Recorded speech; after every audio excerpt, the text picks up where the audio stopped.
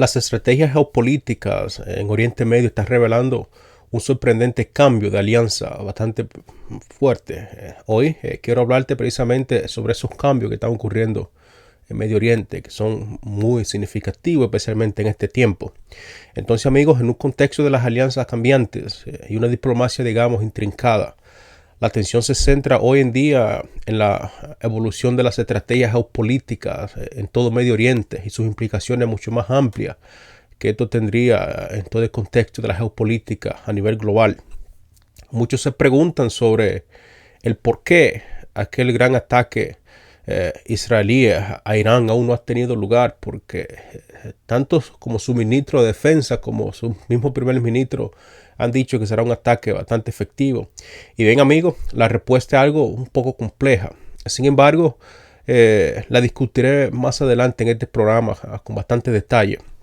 Recientemente, sin embargo, se nos ha informado que el primer ministro Netanyahu, después de su conversación telefónica con el presidente Joe Biden, y también nos dice que en la conversación estuvo involucrada la vicepresidenta y aspirante a la presidencia de los Estados Unidos, Kamala Harris.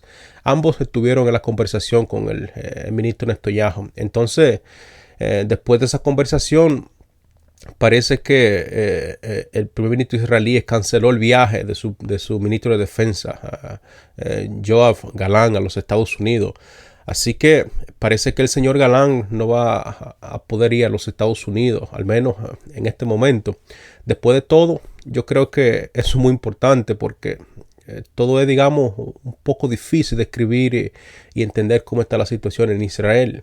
Esto puede sugerir, pienso yo, que todavía hay algún grado de disensión entre los estadounidenses e israelíes.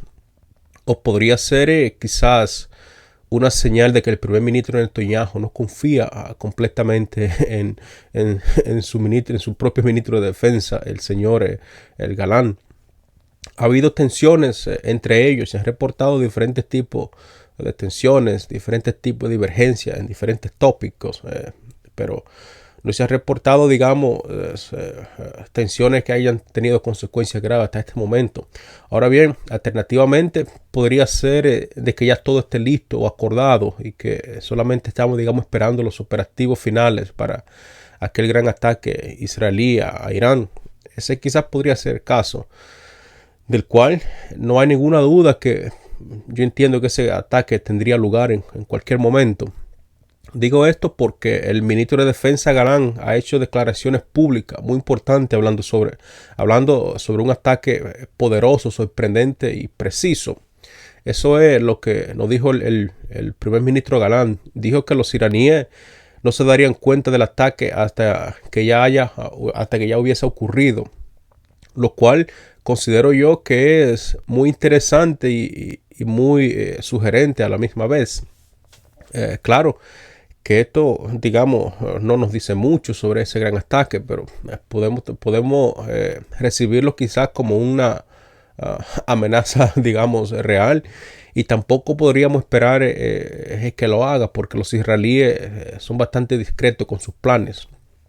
Podría sugerir que los israelíes tienen una intención de usar su tecnología de sigilo para llevar a cabo un ataque en algún lugar en Irán, que los iraníes, digamos, no estén esperando. Puede ser que ataquen, que sea un ataque, digamos, electrónico, quién sabe, o podría ser un ciberataque, o podría ser, como mencioné, que los israelíes tengan algo completamente diferente en mente, que los iraníes ni siquiera están esperando. Tal vez otro ataque de decapitación, esta vez dirigido al liderazgo iraní. Son todos posibles targets que tenemos también que estar pendiente. De todos modos, amigos, por el momento el ataque no ha ocurrido, eso es lo importante. Así que seguimos en ese periodo de espera, en un periodo de mucha incertidumbre, esperando a ver, digamos, cuándo ocurra ese ataque, si es que va a ocurrir. Mientras tanto, los combates en el sur del Líbano siguen bastante feroces y, por cierto, también en Gaza, es decir, continúan. Además, aparentemente hay incidentes constantes. Elijo mis palabras un poco con cuidado, incidente. porque involucran, digamos, a las fuerzas de seguridad israelíes, a los colonos israelíes y a los palestinos en Cisjordania. Y así por el estilo, amigos, los israelíes, según entiendo, están sufriendo pérdidas bastante importantes, es decir, están sufriendo bajas muy significativas, especialmente en Líbano. Todo esto sigue, digamos, ocurriendo todo el tiempo. Pero como dije, por el momento, el gran ataque prometido por Israel contra Irán hasta este momento no ha ocurrido. Es decir, los israelíes nos dicen que nos han dicho que ocurrirá, así que estamos esperando. Como vemos, Galán ha prometido que sucederá un gran ataque muy significativo, y eso es lo que esperamos precisamente. Ahora bien, algo yo creo que todavía se está preparando. Tal vez, quizás, los planes todavía se estén ajustando un poco, o tal vez todavía existan desacuerdos entre los estadounidenses e israelíes. Esa quizás podría ser una razón, o quizás están esperando mejorar su sistema de defensa antes de atacar a Irán.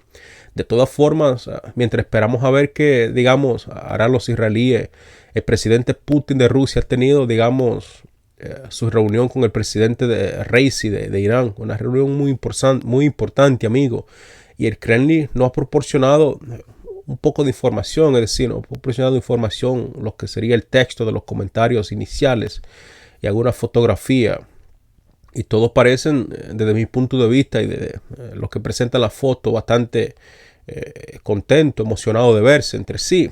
Ahora bien, vemos tanto el presidente Raisi como el presidente Putin sonriéndose mutuamente mientras sostenían esas conversaciones, y tenemos imágenes de ellos, es decir, sentados juntos uno al otro en una gran sala en Ashgabat, que es por supuesto la capital de Turkmenistán. Es decir, esta reunión no tuvo lugar en ninguna de las capitales de las partes involucradas. Esto fue en un país tercero, por lo que ambos estaban asistiendo a una reunión de la Cumbre de Asia Central, allá en aquel lugar. Incluso mientras todo esto tenía lugar, como mencioné, el Kremlin nos ha proporcionado el texto de sus palabras iniciales entre ambos líderes, es decir, un poco antes de la reunión. Y esas palabras iniciales, quiero decirle que son bastante calurosas, es decir, muy amistosas, pero se centran exclusivamente, según entiendo, según pude leer aquellas palabras, en temas comerciales y económicos. Es decir, no vi nada con relación a los militares. Sin embargo, eso no significa que no esté ahí, aunque no se haya dicho públicamente. Y el hecho de que Rusia espera, obviamente, con ansia la asistencia de Irán a la próxima cumbre de los BRICS, que como sabemos tendrá lugar en Kazán, en Rusia, este mes. Así que, amigos, esta será una de las reuniones, uno de los eventos más importantes en los últimos 10 años. Quiero decir, esta reunión de los BRICS en Kazán. No se dijo nada, obviamente, sobre la situación actual que tenemos en Oriente Medio, ni sobre las tensiones en la región. Debo decir, además, que las imágenes de las delegaciones que nosotros hemos visto, que son de hecho muy incompletas, no nos dan una idea bastante central o una idea bastante clara de quiénes estaban presentes exactamente allí en aquella reunión. No sabemos si asistieron funcionarios militares de ambas partes o funcionarios de seguridad. Eso no nos lo proporcionaron en ese reporte que nosotros obtuvimos del Kremlin. Pero sin embargo, sabemos que una persona sí estuvo presente, y ese fue precisamente el asesor de Asuntos Exteriores de Rusia, bueno, del señor Putin, Yuri Ushakov. Él es el principal asesor de la política exterior de Rusia, de Vladimir Putin, quiero decirle.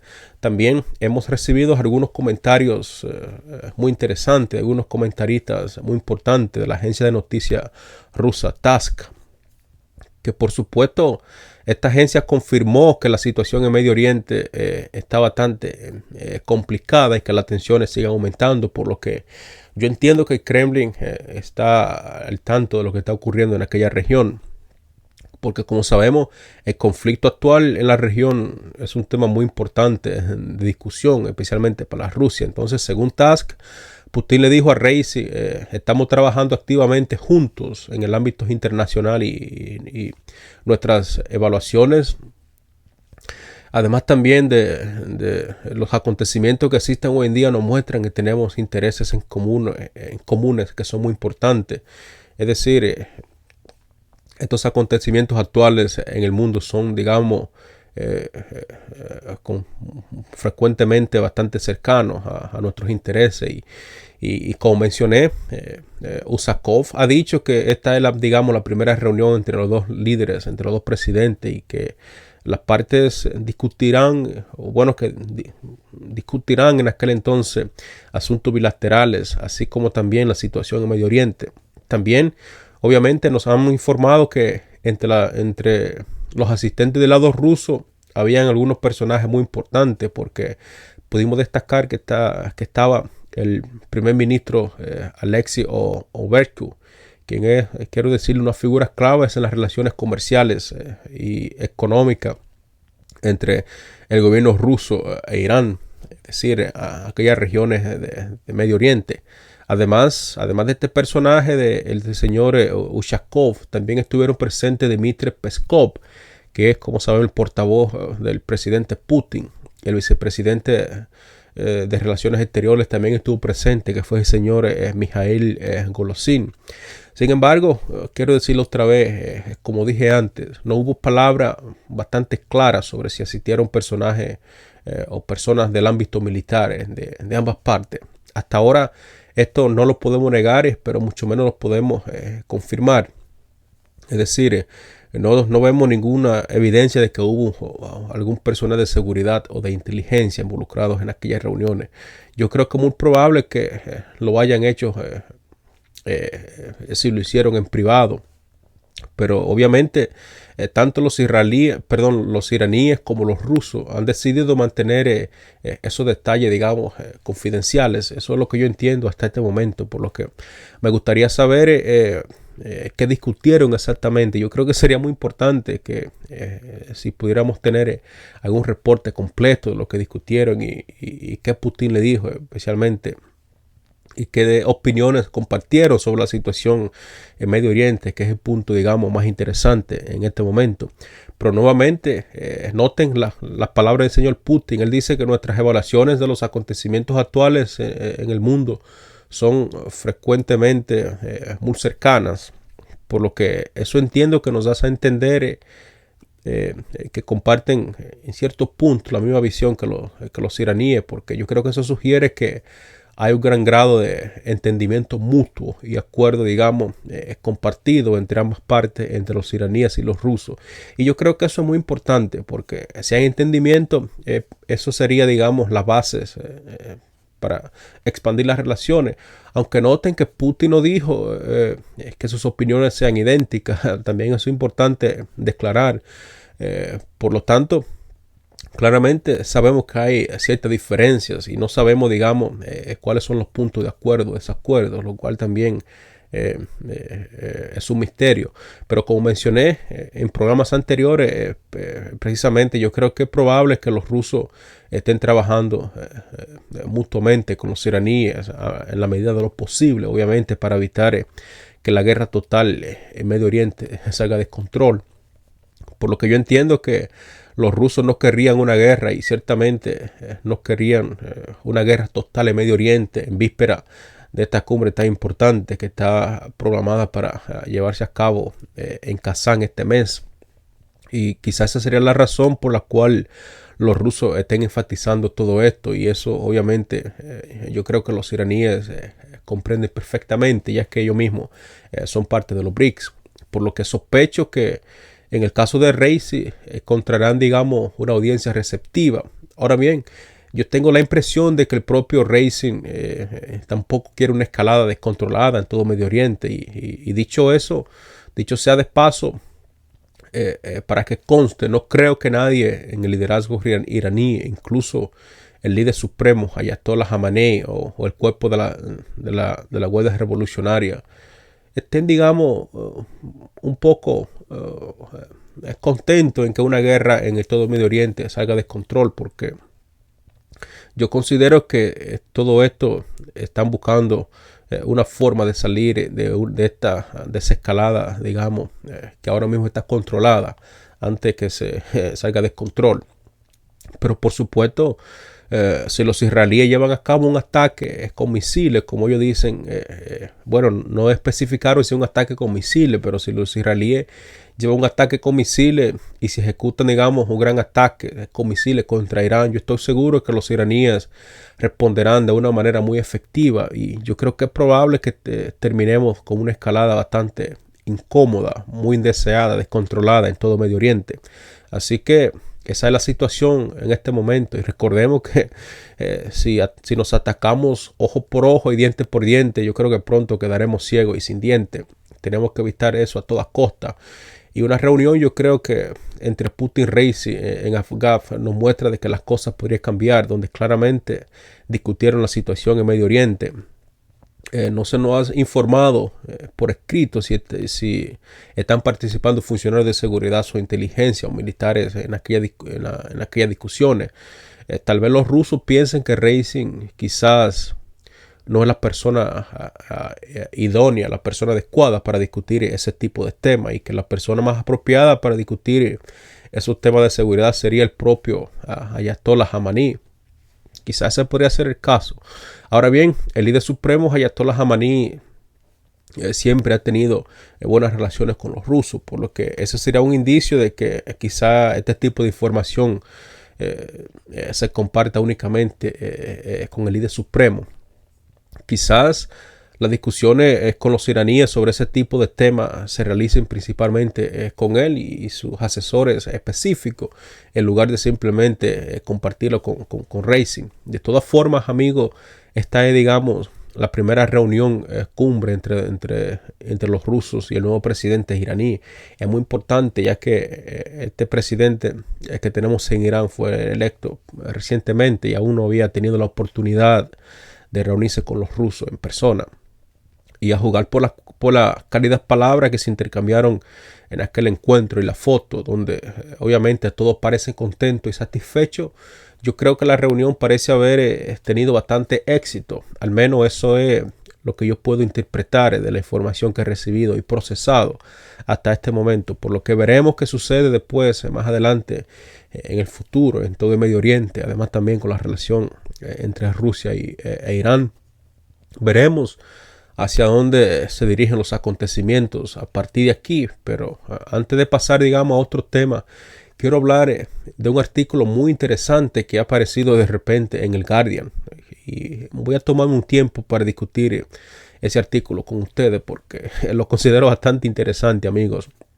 Y lo que hace interesante este artículo es obviamente lo primero que ha aparecido en The Guardian y lo segundo, el autor, el historiador británico, el señor Adam Tooze.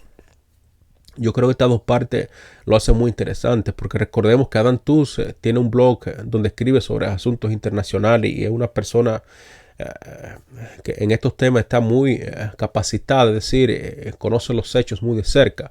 Entonces, yo creo que es justo decir que en términos de política estadounidense, él se inclina fuertemente hacia el lado de los demócratas. Entonces yo creo que esa es la visión que él tiene en sus escritos, inclinarse siempre hacia los demócratas. Pero sin embargo, eso no significa de que no sea importante, es decir, es lo que él escribe.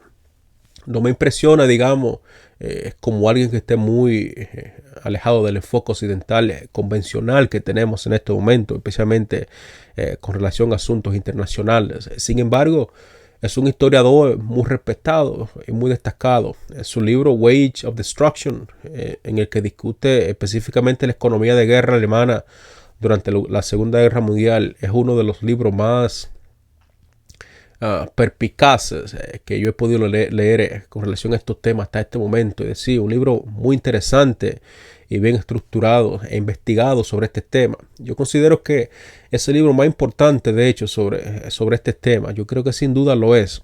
Así que, como dije, amigo, este es un historiador serio y un estudiante serio, digamos, de los asuntos internacionales, porque los que estudiamos este tema de los asuntos internacionales siempre somos estudiantes porque nunca terminamos de aprender.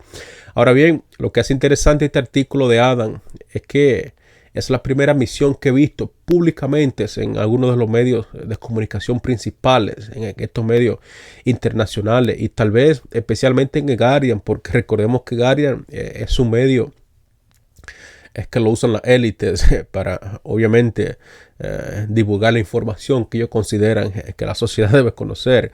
Entonces, él admite de que la administración Biden es una administración neoconservadora, algo que yo siempre he venido diciendo desde el principio.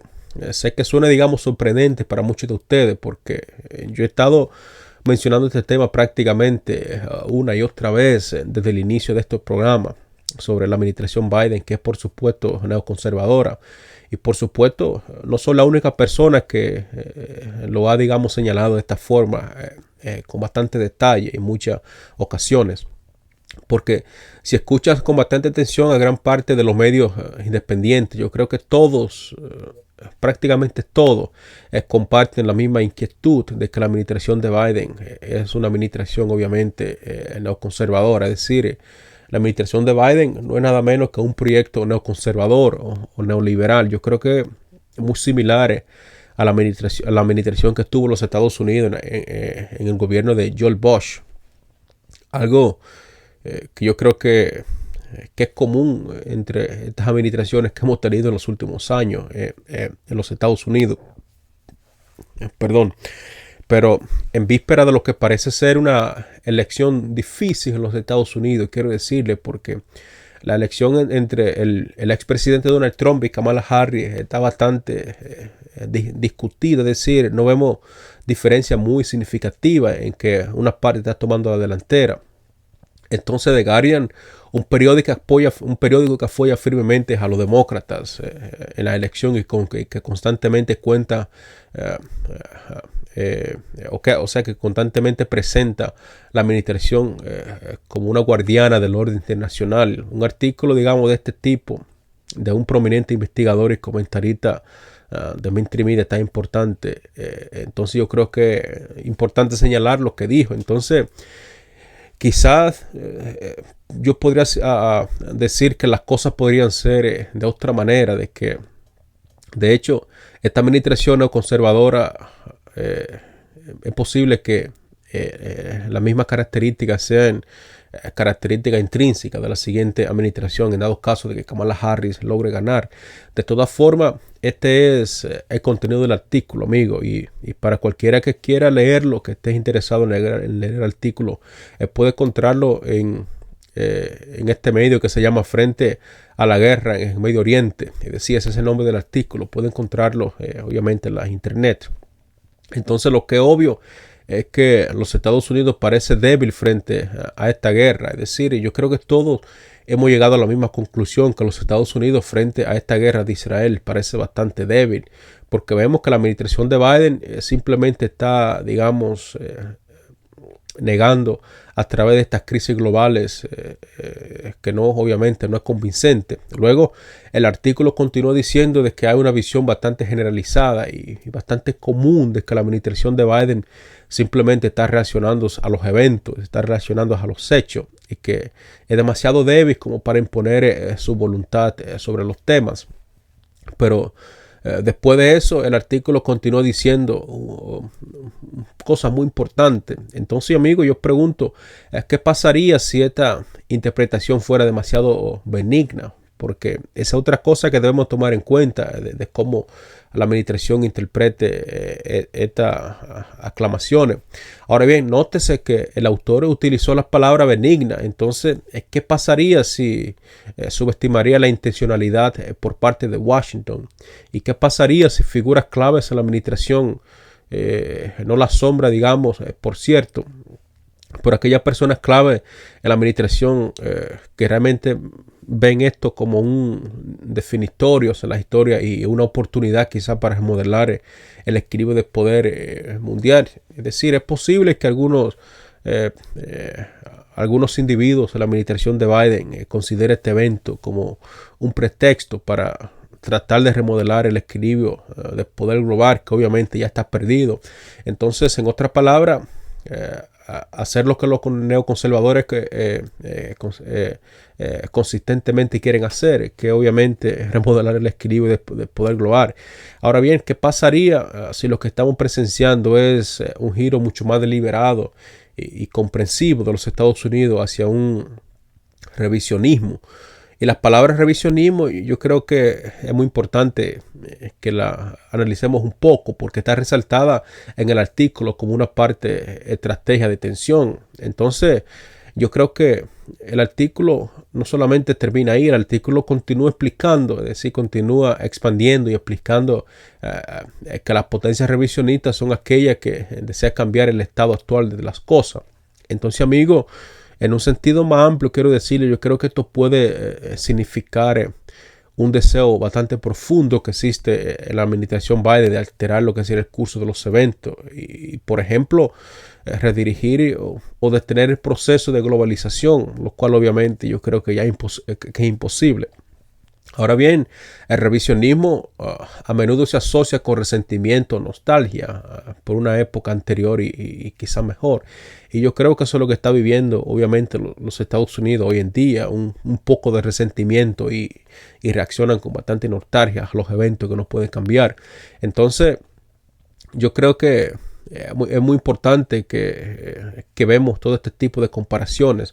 Además, el artículo sigue comparando a algunos presidentes anteriores con la presidencia actual, es decir, con los cuales, dicho sea de paso, no estoy completamente de acuerdo con estas comparaciones que él hizo, pero él señala que bajo Biden, Washington se ha comprometido duramente a revertir años de despliegue, aparentemente provocados por el favor excesivo mostrado hacia China por el expresidente de los Estados Unidos, Donald Trump. Entonces, Estados Unidos, según este artículo, está intentando detener lo que es el desarrollo de China en el ámbito tecnológico y para lograrlo, obviamente, ha presionado a sus aliados, tanto internos como externos, como aliados en los Países Bajos y obviamente Corea del Sur. Entonces, cuando la Organización Mundial del Comercio se atrevió a protestar contra los aranceles que se le pusieron en aquel entonces al acero de los Estados Unidos, la reacción de la Casa Blanca en aquel entonces fue bastante mala, fue una reacción con desprecio. Entonces, amigo, yo creo que no hay duda que Biden, bueno, según este artículo, el que un tipo como Make America Great Again, es decir, es un tipo que se describe mediante este artículo como una persona importante que ha llevado a América hacia los confines más prósperos, es decir, con relación a personajes anteriores. Entonces, en lo que ahora se llama el Indo-Pacífico, quiero decirle las cosas están bastante complicadas porque Estados Unidos no solamente está defendiendo el status quo, yo creo que la administración misma de los Estados Unidos está, digamos, desarrollando lo que es un quash para enfrentar a China, porque vemos que Washington está activamente creando una red de alianza que obviamente involucran a India, Japón, Australia y los Estados Unidos para hacerle frente a China. Yo creo que sin duda, si nada hubiera ocurrido en los últimos años, yo creo que el juicio sería bastante claro, porque las políticas económicas de los Estados Unidos hacia China bajo la administración de Biden, yo creo que simplemente una continuación más de lo que es el revisionismo, visto obviamente por primera vez bajo el mando del expresidente Donald Trump.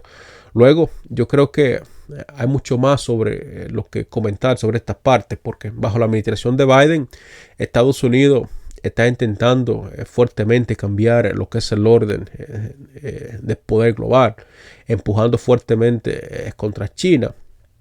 Entonces, amigo, este artículo continuó diciendo también que incluso en Medio Oriente, los recientes lazos, los recientes acontecimientos entre Rusia con Irán y obviamente y la participación de China en la región, aparentemente, según este artículo, han traído a los Estados Unidos mucho más cerca en la región y ha provocado que los Estados Unidos esté implementando todo tipo de alianzas para contener a sus adversarios en aquella región. Estados Unidos está pagando, digamos, más de 25% de las acciones de Israel, mientras que aniquila físicamente a Gaza. Entonces, yo creo que victimiza a Cisjordania y se propone, digamos, desgarrar a Hezbollah, y todo esto lo hacen con el apoyo tanto económico como militares también político de los Estados Unidos.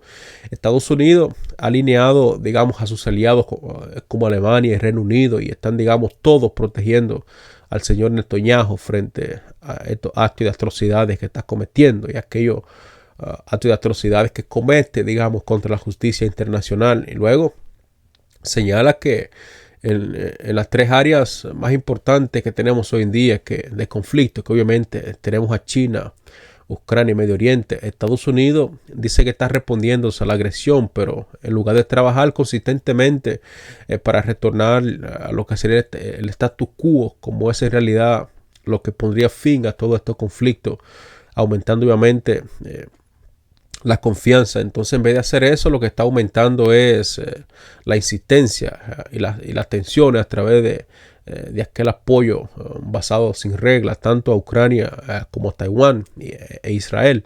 Es decir, los Estados Unidos está apoyando a aquellos tres países solamente para enfrentar tanto a China, Rusia e Irán.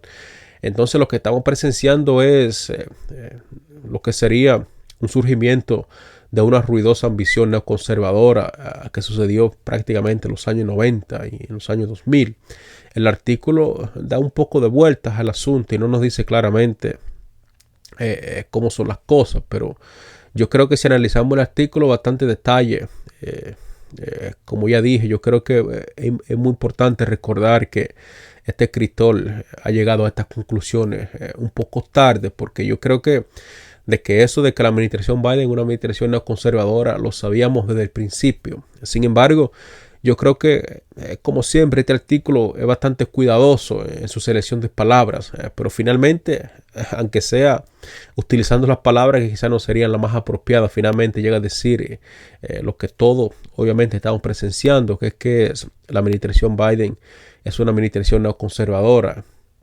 Además, yo creo que esta administración neoconservadora que tenemos en los Estados Unidos se asemeja un poco a aquella administración que hubo entre los años 90 y los 2000.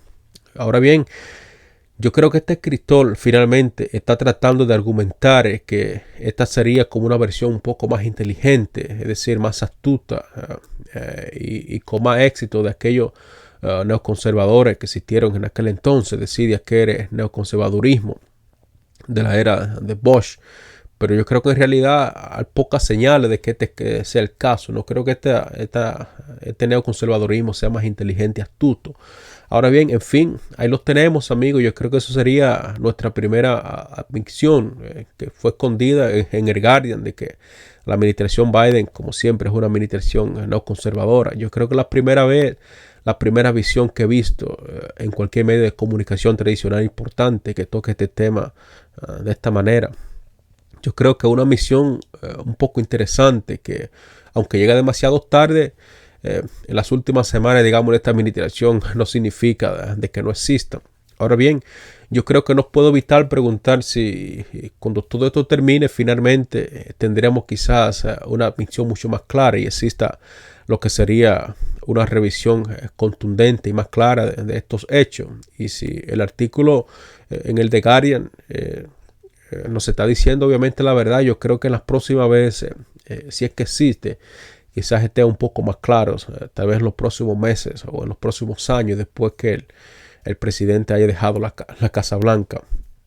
Entonces, amigos, esperemos a que por lo menos este artículo quizás sea revisado para tener lo que sería una percepción mucho más clara.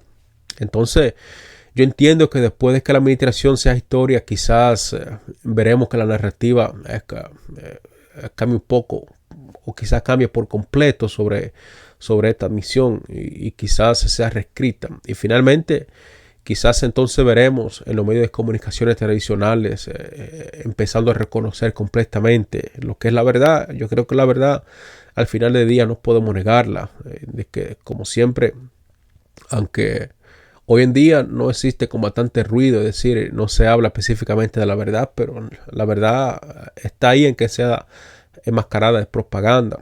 Y bueno, amigos, perdón por esta pequeña digresión, pero como dije, yo creo que fue un artículo bastante interesante que simplemente me dio la gana de compartirlo con ustedes. Pero lo encontré y decidí compartirlo con ustedes. Así es como tomé la decisión de traerlo para que lo compartamos aquí. Me gustaría saber en la sesión de comentarios qué piensan ustedes sobre este artículo y cómo obviamente este artículo ha aparecido de la nada. Ahora bien, veremos si, como dije, es el comienzo quizá de un proceso de estudio, revisión, corrección de la historia de esta administración Biden que tenemos en los Estados Unidos después de la salida.